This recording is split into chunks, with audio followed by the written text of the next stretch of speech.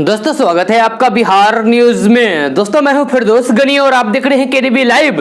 दोस्तों आज हो चुका है 10 दिसंबर 2020। तो आज की बिहार की टॉप न्यूज लेकर आए हैं आपके लिए। दोस्तों वीडियो स्टार्ट करने से पहले आपसे रिक्वेस्ट है, अगर आप नए आए इस चैनल पर तो फिर इस चैनल को सब्सक्राइब करके बेल आइकन को भी प्रेस कर दीजिए और साथ में वीडियो को लाइक कीजिए, अपने दोस्तों के साथ शेयर भी कीजिए। तो चलिए दोस्तों स्टार्ट करते हैं आज का न्यूज। नए कृषि कानूनों को लेकर किसानों ने प्रेस कॉन्फ्रेंस करके एक बड़ा ऐलान किया है। जी हां, किसानों ने सरकार के द्वारा किए जा रहे उपायों को खारिज करते हुए आंदोलन जारी रखने की बात कही है। जी हां, किसानों ने ऐलान करते हुए कहा है कि आने वाले 14 दिसंबर को पूरे देश में धरना प्रदर्शन करके अपनी मांगों को मनाने का प्रयास करेंगे। केंद्र सरकार ने किसानों की ओर से उठाए जा रहे प्रमुख मुद्दों पर अपनी सहमति जताई है।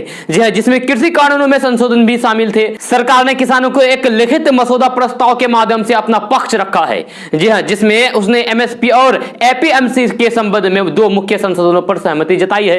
हालांकि कृषि कानूनों को निरस्त करने की किसानों की मांग को सिरे से सरकार ने खारिज कर दिया है। संसद के मानसून सत्र में पास किए गए कृषि बिलों के खिलाफ राष्ट्रीय राजधानी की सीमाओं पर पिछले 15 दिनों से किसानों का प्रदर्शन लगातार जारी है। इस गतिरोध को तोड़ने के लिए सरकार ने अब यह लिखित मसौदा भेजा है। बिहार बोर्ड ने मैट्रिक और इंटर की परीक्षाओं के साथ मूल्यांकन की तिथियां तेज कर दी है। जो इंटर और मैट्रिक मूल्यांकन के लिए 7 केंद्र बनेंगे। फरवरी में परीक्षाओं का मूल्यांकन भी शुरू कर दिया जाएगा। जी हां, 26 फरवरी से इंटर और 5 मार्च से मैट्रिक का मूल्यांकन शुरू होने की संभावना है। इसके साथ ही बिहार बोर्ड के इंटरमीडिएट वार्षिक परीक्षा 2021 में 152 आदर्श केंद्र बनाए जाएंगे। जी हां, बोर्ड के निर्देश पर सभी जिलों में आदर्श केंद्र चिन्हित किए गए हैं। हर जिले में 4 आदर्श केंद्र बनाए गए हैं। दोस्तों 14 दिसंबर को सूरज ग्रहण लगने जा रहा है। जी हां, 2020 में कुल 6 ग्रहण लगे, जिसमें से 4 चंद्र ग्रहण और 2 सूर्य ग्रहण हैं। पूरा साल खगोलीय घटनाओं से भरपूर रहा और पृथ्वी के वातावरण एवं मानव जीवन पर उसका पूर्ण प्रभाव देखने को भी मिला। अभी 30 नवंबर को उप छाया चंद्र ग्रहण लगा। जी हां, कई जगह समुद्री तूफान आए। आपको बता दूं कि भारतीय समय अनुसार अब सूर्य ग्रहण 14 दिसंबर की शाम 7:02 से लेकर 15 दिसंबर की सुबह 12:23 तक रहेगा। आपको बता दूं कि यह भारत में नहीं दिखाई देगा।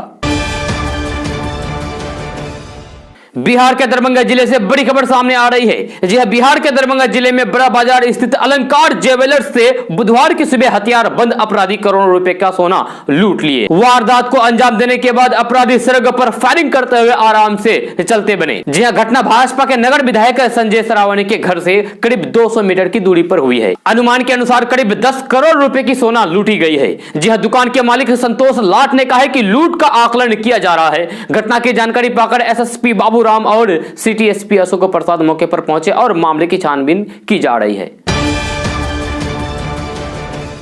दोस्तों देश में इंटरनेट सेवा को और मजबूत करने और फिर इसे हर किसी तक पहुंचाने की दिशा में मोदी सरकार ने बड़ा कदम उठाया है। जी हां, सरकार ने पब्लिक वाईफाई लॉन्च करने का फैसला किया है, यानी कि ये वाईफाई आपको फ्री में मिलेगी। जी हां, ये वाईफाई नेटवर्क पूरे देश में खड़ा किया जाएगा, जिसका नाम पीएम वाणी यानी कि वाईफाई एक्सेस नेटवर्क इंटरफेस है। ये 3 टियर सिस्टम है, जिससे देश के 130 करोड़ नागरिकों को वाईफाई के जरिए इंटरनेट मुहैया कराया जाएगा। अहम बात यह है कि इस नेटवर्क के जरिए आपके मोहल्ले की किराना की दुकान से लेकर चाय की टपरी वाले को भी इंटरनेट की सुविधा मिलेगी। जे केंद्रीय मंत्री रविशंकर प्रसाद ने बताया कि पब्लिक डेटा ऑफिस के जरिए कोई भी इस नेटवर्क का इस्तेमाल साइन इन के जरिए कर सकता है, फ्री में कर सकता है। इसके लिए उन्हें किसी भी तरीके के लाइसेंस या फिर रजिस्ट्रेशन की आवश्यकता नहीं होगी। जी हां, फर्स्ट टियर में बिजनेसमैन एयरटेल, जियो या फिर किसी अन्य नेटवर्क के जरिए इंटरनेट की सुविधा ले सकते हैं, जहां उनके आसपास की वाईफाई सुविधा भी उनके लिए उपलब्ध होती है। सेकंड टियर की बात करें तो पब्लिक डेटा ऑफिस, जो कि हर किसी को इंटरनेट मुहैया कराने में मदद करेगा। इसके बाद आखिरी चरण में आम नागरिक एक ऐप के जरिए इस इंटरनेट वाईफाई सुविधा का लाभ ले सकते हैं, और भी फ्री में। 3 नए कृषि कानूनों के खिलाफ आयोजित भारत बंद के दौरान मंगलवार को नेता प्रतिपक्ष तेजस्वी यादव कहीं भी नजर नहीं आए। जी हां, ऐसे में किसान आंदोलन को राजनीतिक रंग देने वाले नेता प्रतिपक्ष तेजस्वी यादव पर जेडीयू के वरिष्ठ नेता नीरज कुमार ने निशाना साधा है। जी हां, भाजपा और जेडीयू ने तेजस्वी यादव को अपने निशाने पर ले लिया है। इस बीच जेडीयू के नेता नीरज कुमार ने लालू प्रसाद यादव को पत्र लिखकर तेजस्वी यादव के बारे में पूछा है कि बताएं कि वो कहां है। भाजपा के वरिष्ठ नेता और पूर्व बिहार के उप मुख्यमंत्री सुशील कुमार मोदी ने तेजस्वी यादव पर तंज कसते हुए कहा है कि बंद के दौरान विपक्ष के नेता दिल्ली में छुट्टी मना रहे थे। वहीं जेडीयू नेता नीरज कुमार ने कहा है कि होटलवाड़ इंजन से संचालित यानी कि होटलवाड़ इंजन से चल रहे राजद और उनके सुप्रीमो लालू प्रसाद यादव से आग्रह है कि वो बताएं तेजस्वी यादव है कहां। दोस्तों बिहार में जमीन सर्वे का काम किया जा रहा है जो कि केडीबी लाइव के माध्यम से आपको हर रोज नए इसके बारे में जानकारी दिया जा रहा है जी। लेकिन बहुत से लोग जो दूसरे की जमीन पर कब्जा किए बैठे हैं वो फर्जी कागजात बनाकर उसका सर्वे करा रहे हैं जी हाँ, जिससे जमीन मालिक को काफी दिक्कतों का सामना करना पड़ रहा है। मिली जानकारी के मुताबिक ऐसे लोगों पर कानूनी कार्रवाई भी हो सकती है जी हाँ। सर्वे के दौरान अगर कोई व्यक्ति जमीन का फर्जी कागजात दिखाकर सर्वे कराने की कोशिश करता है तो फिर प्रशासन उन पर कड़ी से कड़ी कार्रवाई कर सकता है। साथ ही साथ उसे जेल की हवा भी खानी पड़ सकती है जी हां। बिहार सरकार ने कहा है कि लोग जमीन के सही कागजात के साथ ही जमीन का सर्वे कराएं, इससे जमीन का वाद विवाद समाप्त हो जाएगा। साथ ही साथ जमीन के जीवित रैयत का नाम से नया खतियान तैयार किया जाएगा जी हां। इसलिए जमीन के सर्वे के दौरान इस बात का ख्याल रखें, अगर किसी व्यक्ति के पास जमीन का कागजात मौजूद नहीं है तो फिर वो खाता नंबर, मौजा, जिला का नाम, पंचायत का नाम, जमीन मालिक के नाम से ऑनलाइन के द्वारा जमीन का कागजात निकाल सकता है जी और जमीन का सर्वे करा सकता है। दोस्तों बेटियों की शादी में सरकार उन्हें गिफ्ट में गोल्ड देगी जी हां, गोल्ड यानी कि सोना देगी। सरकार वैसे तो बेटियों के लिए कई सारी योजनाएं चलाती है, उनकी शिक्षा से लेकर जीवन के कई मौके पर सरकारी स्कीम का फायदा मिलता है। अब अगर किसी बेटी की शादी होती है तो फिर सरकार उन्हें 10 ग्राम सोना देगी जी हां। बेटियों के विकास और उनके अधिकारियों की रक्षा के लिए केंद्र और राज्य सरकारों की ओर से कई अलग अलग योजनाएं चलाई जाती है। असम सरकार की ओर से चलाई जा रही अरुंधति स्वर्ण योजना भी शामिल है जी। इसमें बेटी की शादी पर राज्य सरकार की ओर से तोहफे के तौर पर उन्हें 10 ग्राम सोना दिया जाता है। अगर आप असम राज्य के रहने वाले हैं और आप इस योजना का लाभ लेना चाहते हैं तो फिर इसके लिए आपको आवेदन करना होगा। कटिहार के माइलवासा इलाके में आधुनिक अनाज भंडारण की व्यवस्था वाले साइलो गोदाम बन रहा है। 50,000 मीट्रिक टन अनाज भंडारण की क्षमता वाले इस गोदाम का निर्माण लगभग 50 करोड़ से भी अधिक की राशि से हो रहा है जी। हालांकि इसका निर्माण अब तक पूरा नहीं हुआ है लेकिन जल्द इसकी निर्माण प्रक्रिया पूरी कर ली जाएगी। इसका निर्माण अदानी ग्रुप द्वारा करवाया जा रहा है। कोरोना महामारी के इस दौर में प्रधानमंत्री गरीब कल्याण अन्न योजना के तहत मोदी सरकार ने गरीब लोगों को नवंबर 2020 तक फ्री अनाज देने का ऐलान किया था जी हां। नवंबर माह खत्म होने के बाद लोगों को फ्री राशन मिलना बंद हो गया है। इसी बीच एक बड़ी खबर बंगाल से आ रही है। यहां की ममता सरकार ने ऐलान किया है कि राज्य के लोगों को जून 2021 तक फ्री अनाज मिलता रहेगा जी हां। यहाँ के लोग इसका लाभ उठा सकते हैं और पहले की तरह में फ्री राशन ले सकते हैं जी हां। आपको बता दें कि मोदी सरकार लॉकडाउन में 81 करोड़ राशन कार्ड धारकों को मुफ्त में अनाज बांट रही थी। अनाज बांटने की तारीख 30 नवंबर को समाप्त हो गई है जहां इसका लाभ देश भर के सभी गरीब लोगों को प्राप्त हो रहा था। जब मोदी सरकार देश भर के गरीब लोगों को 5 किलो गेहूं चावल प्रति सदस्य और 1 किलो चना अप्रैल से हर माह मुफ्त दे रही थी, लेकिन मोदी सरकार ने 30 नवंबर को यह योजना बंद कर दिया है जी हां। अब सिर्फ बंगाल में रहने वाले लोगों को ममता बनर्जी की सरकार मुफ्त में जून 2021 तक लोगों को राशन देगी। बिहार बोर्ड से पढ़ाई करने वाले छात्रों के लिए एक बड़ी खबर सामने आ रही है। मिली जानकारी के मुताबिक बिहार बोर्ड ने एक बड़ा फैसला लेते हुए कहा है कि 10वीं 12वीं का बोर्ड परीक्षा तय समय पर होगा जी हां। साथ ही साथ छात्रों का रिजल्ट भी तय समय पर ही आएगा। बिहार बोर्ड के अनुसार इंटरमीडिएट की कॉपियों की जांच 26 फरवरी से की जाएगी जबकि 5 मार्च से मैट्रिक की कॉपियों की जांच होगी। इसमें किसी तरीके की कोई भी देरी नहीं होगी। बिहार बोर्ड अगले साल भी सबसे पहले रिजल्ट जारी करेगा।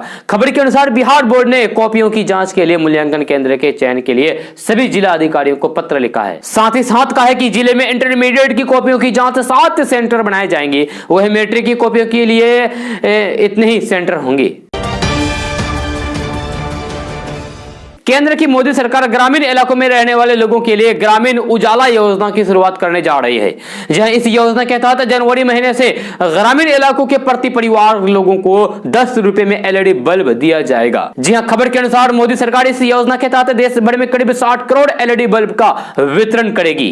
इसकी तैयारी भी शुरू हो चुकी है। इस योजना की शुरुआत सार्वजनिक क्षेत्र की एनर्जी एफिशिएंसी सर्विसेज लिमिटेड करेगी। मीडिया में आ रही खबर के अनुसार ग्रामीण उजाला योजना नाम से कार्यक्रम जनवरी 2021 2021 के दूसरे सप्ताह से शुरू किया जा सकता है। इसके तहत ग्रामीण इलाकों में रहने वाले लोगों को एलईडी बल्ब दिया जाएगा और भी बिल्कुल मुफ्त में, यानी कि 10 रुपए लगेंगे सिर्फ आपको। ऐसे उनकी बिजली बिल कम आएगी। आपको बता दें कि शुरू में इसे उत्तर प्रदेश के वाराणसी, बिहार के आरा, महाराष्ट्र के नागपुर, गुजरात के वरनगर और आंध्र प्रदेश के विजयवाड़ा में लागू किया जाएगा। फिर धीरे धीरे इस योजना का विस्तार देश भर में किया जाएगा। इससे ग्रामीणों को काफी लाभ मिलेगा, यानी कि इससे आपको काफी ज्यादा लाभ मिलेगा।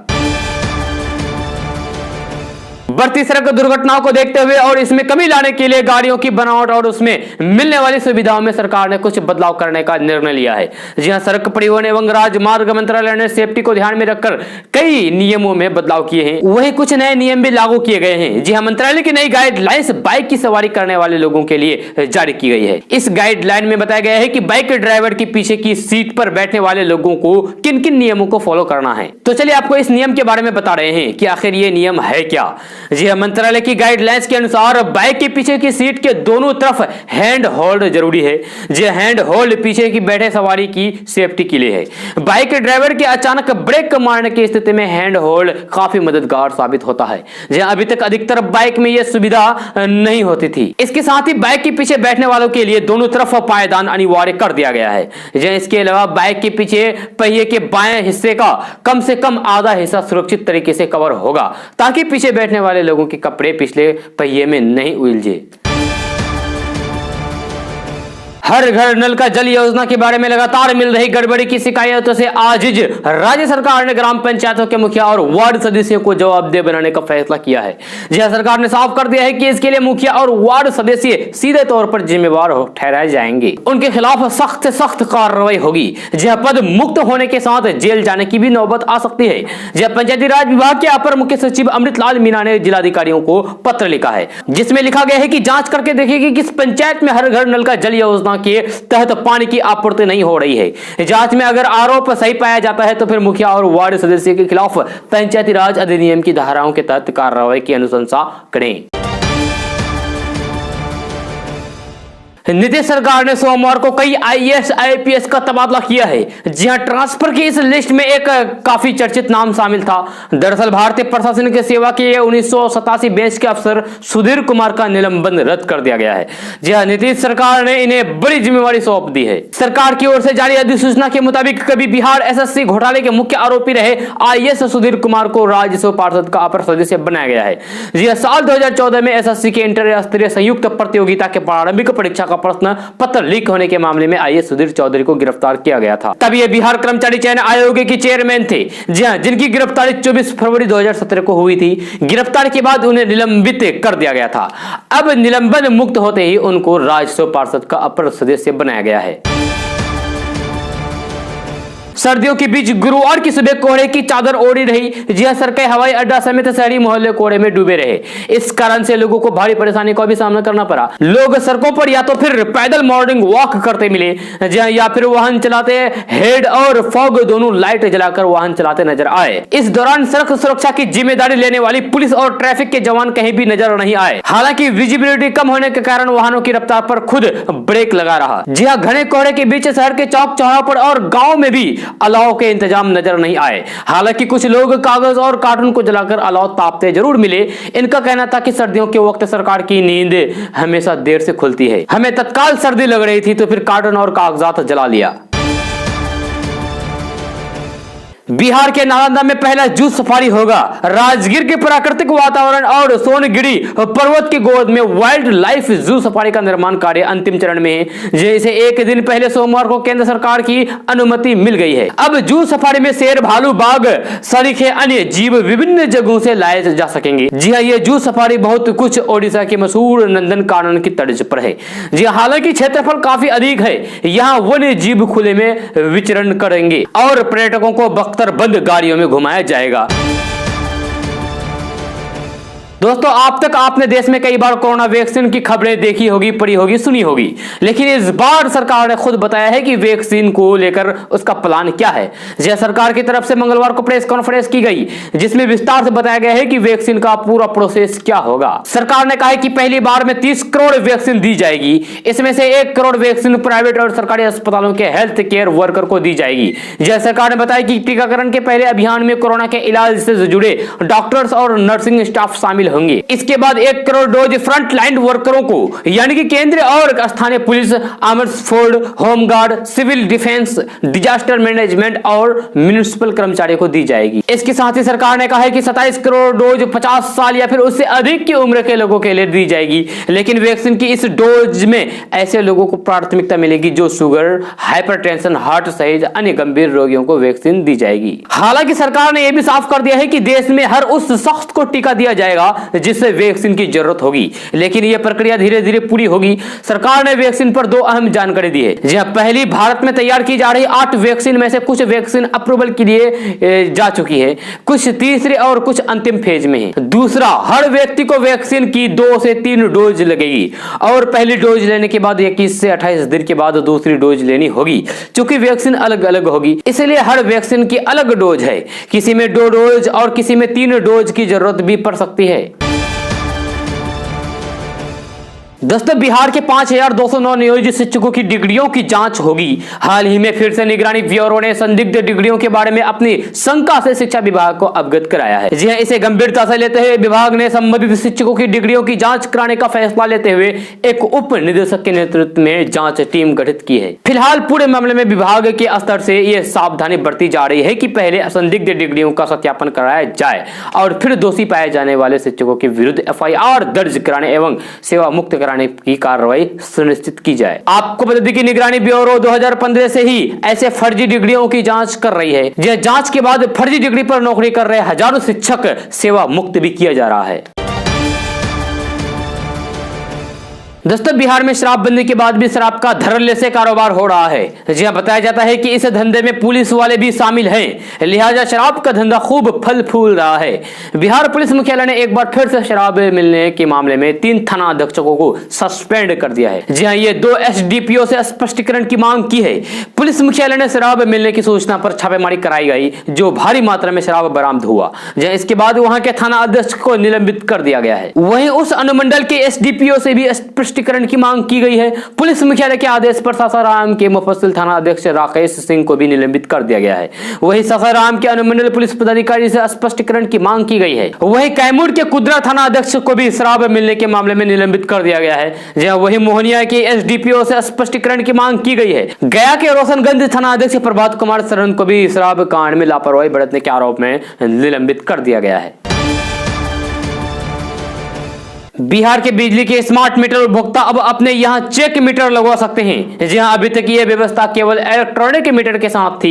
जी हां, स्मार्ट मीटर के तेज चलने की शिकायत करने वाले उपभोक्ताओं को इससे राहत मिलेगी। उपभोक्ता को बिजली निगम के खाते में 175 रुपए जमा करने होंगे। जी हां, अगर इस दौरान पता चलेगा कि पुराना मीटर तेज चल रहा था तो उसके बिल को नए वाले बिल में समायोजित भी कर लिया जाएगा।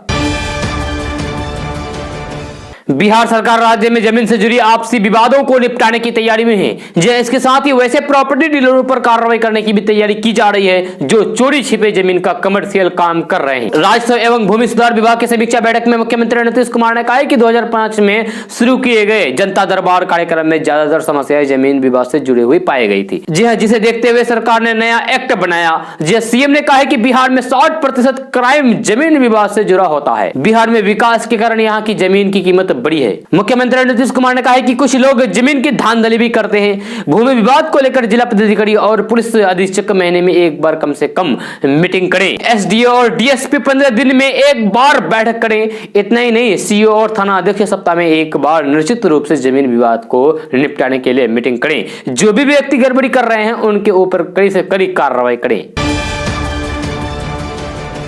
साल 2006 में बिहार में नीतीश सरकार ने एग्रीकल्चर प्रोड्यूस मार्केट कमेटी यानी कि कृषि उपज और पशुधन बाजार समिति को खत्म कर दिया था। जहां देश में 3 कृषि कानूनों का जब विरोध शुरू हुआ तो मुख्यमंत्री नीतीश कुमार ने एपीएमसी एक्ट को बिहार में खत्म करने का जिक्र करते हुए यह दावा किया है कि बिहार में किसानों के हालात में सुधार हुआ है। लेकिन क्या वास्तव में किसानों के हालात में सुधार हुआ है? इस सवाल को 2 स्तरों पर देखा जा सकता है। पहला आंकड़ों के नजरियों से और दूसरा खुद किसानों से पूछकर कि वे क्या कहते हैं। जी बिहार राज्य में 77% कार्य बल खेती किसानी में लगा हुआ है।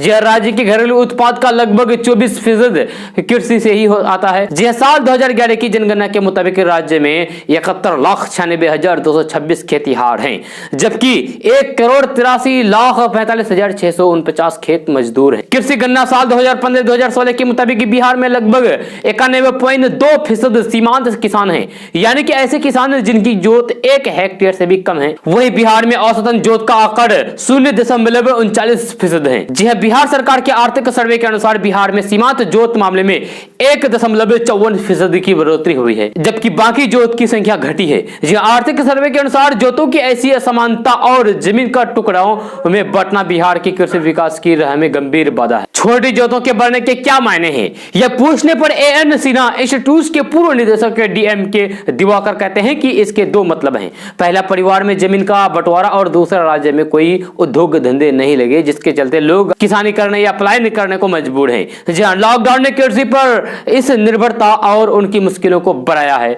डीएम के दिवाकर के मुताबिक साल 2006 में एपीएमसी एक्ट हटने के बाद किसानों की आय पर क्या असर पड़ा, इसको लेकर कोई स्टडी नहीं की गई है। लेकिन किसानों की स्थिति को प्रति व्यक्ति आय के आईने में देखा जा सकता है। जो वो बताते हैं कि आप देखिए, राज्य में शिवहर जिले की प्रति की व्यक्ति सालाना आय महज 7,000 रुपए है, तो पटना की 63,000 रुपए। राज्य में 20 से अधिक जिलों की प्रति व्यक्ति सालाना आय 10,000 रुपए से भी कम है। जी ऐसे में किसानों की आर्थिक स्थिति बेहतर हो गई है, यह कहना कहां तक जायज है? कोरोना काल में मार्च से बंद पड़े शैक्षणिक संस्थान यानी कि स्कूलों को खोलने की मांग उठ रही है। जी हां, 10 माह से बंद पड़े स्कूल को खोलने की अनुमति देने और शिक्षा का अधिकार आरटीई के तहत बकाया राशि भुगतान करने समेत 11 सूत्री की मांग को लेकर बेगूसराय पब्लिक स्कूल एसोसिएशन ने समाहरणालय के समक्ष में 1 दिवसीय शिक्षा बचाओ सत्याग्रह किया है। संघ के अध्यक्ष राजेश कुमार ने कहा कि कोरोना महामारी के कारण मार्च माह में ही सभी शैक्षणिक संस्थानों को बंद कर दिया गया था। जी हां, अब कोरोना का कहर कम होने के बाद अन्य काम शुरू किए जा रहे हैं, लेकिन सिनेमा हॉल, शॉपिंग मॉल और ऑफिस को गाइडलाइंस के साथ खोलने का निर्देश दिया जा रहा है, लेकिन विद्यालय खोलने की अनुमति नहीं दी जा रही है। दोस्तों, बड़ी खबर राजधानी पटना से आ रही है, जहां 2 बड़े बिजनेसमैन भाई के लापता होने की खबर सामने आ रही है। जहां दोनों व्यवसायियों का नंबर स्विच ऑफ बताया जा रहा है। दोनों जिस गाड़ी से गए थे वे गाड़ी छोड़कर चले गए हैं। जी हां, वे सफेद फॉर्च्यूनर गाड़ी छोड़कर जाना कुछ चिंता जताया जा रहा है। ये दोनों बिजनेसमैन और कोई नहीं बल्कि बिहार राइस मिलर एसोसिएशन के उपाध्यक्ष राकेश कुमार गुप्ता एवं उनके छोटे भाई अमित कुमार गुप्ता है, जो अचानक लापता हो गए हैं। बिहार में हाल के दिनों में बढ़ रहे अपराध के बीच आशंका इस बात की भी बताई जा रही है कि कहीं अपराधियों ने अपहरण तो नहीं कर लिया है। मोदी सरकार की कृषि कानूनों के खिलाफ हो रहे किसान आंदोलन को कई विपक्षी दलों ने अपना समर्थन दिया है। इस बीच किसान आंदोलन के बीच विपक्षी दलों का एक प्रतिनिधिमंडल राष्ट्रपति रामनाथ कोविंद से मुलाकात करने के लिए राष्ट्रपति भवन पहुंचा। जी हां, राहुल गांधी समेत 5 विपक्षी दलों की नेता राष्ट्रपति से मुलाकात की। कांग्रेस नेता राहुल गांधी ने कहा है कि किसानों ने देश की नींव रखी है। जी हां, वो दिन रात काम करते हैं। यह कानून किसानों के हित में नहीं है। तीनों बिल संसद से बिना चर्चा के पास हुए। राहुल गांधी ने कहा है कि किसानों की शक्ति के सामने कोई खड़ा नहीं हो सकता। हिंदुस्तान का किसान हटेगा नहीं, डटे रहेगा। जब तक कानून रद्द नहीं होते तब तक वे डटे रहेंगे। पटना को आरा जिला से जोड़ने वाली कोइलेबर पुल के समांतर सोन नदी पर बन रहे 6 लेन पुल पर वाहनों का परिचालन 10 दिसंबर यानी कि आज से फिर से शुरू होने वाला है। जी हां, आज केंद्रीय सड़क परिवहन एवं राजमार्ग मंत्री नितिन गडकरी वीडियो कॉन्फ्रेंस के माध्यम से इस पुल का उद्घाटन भी करेंगे। जहां उद्घाटन कार्यक्रम में केंद्रीय ऊर्जा मंत्री आर.के. सिंह और मुख्यमंत्री नीतीश कुमार पुल के उद्घाटन समारोह में मौजूद रहेंगे। आपको बता दूं कि नए पुल के निर्माण के बाद से पुराने पुल पर लगने वाले जाम से लोगों को निजात मिल जाएगी और NH-30 कॉरिडोर के पटना से भोजपुर, बक्सर, छपरा, मोहनिया एवं बलिया का यातायात सुगम हो जाएगा। बिहार में कोरोना संक्रमण की रफ्तार अब धीमी हो गई है, लेकिन इसके बावजूद भी हर रोज हजारों की संख्या में पॉजिटिव मरीज मिल रहे हैं। स्वास्थ्य विभाग की ओर से ताजा अपडेट जारी की गई है। इस अपडेट के मुताबिक बिहार में 690 लोग कोरोना पॉजिटिव मिले हैं। इसके साथ ही राज्य में कोरोना संक्रमितों की संख्या बढ़कर 2,40,939 हो गई है। बिहार में फिलहाल 5,857 कोरोना के एक्टिव मरीज है, जिसका इलाज चल रहा है। यह राजधानी पटना में कोरोना का कहर थमने का नाम नहीं ले रहा है। राजधानी पटना में एक बार फिर से सबसे ज्यादा 267 नए मामले सामने आए हैं। जारी ताजा अपडेट के मुताबिक बिहार के विभिन्न जिलों से 690 नए मामले सामने आए। इसके साथ राज्य में कोरोना मरीजों का आंकड़ा 2,40,939 हो गया है। दोस्तों आज का न्यूज़ बस यहाँ तक। कैसा लगा जरूर अपना सुझाव दीजिएगा नीचे कमेंट बॉक्स में कमेंट करके। अगर आप नए हैं इस चैनल पर तो फिर चैनल को सब्सक्राइब करके बेल आइकन को भी प्रेस कर दीजिए और साथ में वीडियो को लाइक कीजिए, अपने दोस्तों के साथ शेयर भी कीजिए। तो चलिए दोस्तों फिर मिलते हैं अगली वीडियो में। जय हिंद, जय बिहार।